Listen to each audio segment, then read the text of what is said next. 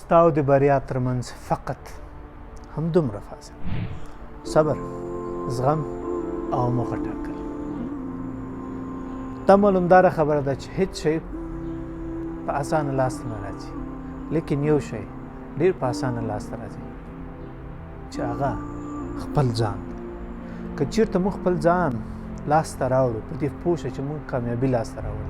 متاسفانه چې موږ همیشه د نورو په کارو کې فکر کوو، همیشه د نورو په خبرو کې فکر کوو او خپل ځان مو هېر کړی، خپل اشتباهات مو هېر کړي او خپل ستونزې مو هېرې کړي دي.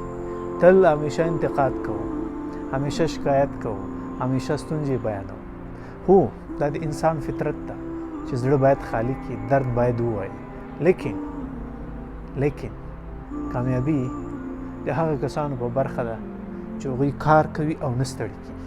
که چېرته له اوسني کار نه دې ستړی او خفه یې، فقط یو استراحت وکړه، یو تفریح وکړه، یو ځل بیا شروع کړه په ډېر قوت او انرژي سره. انشاءالله چې بریا ستا ده.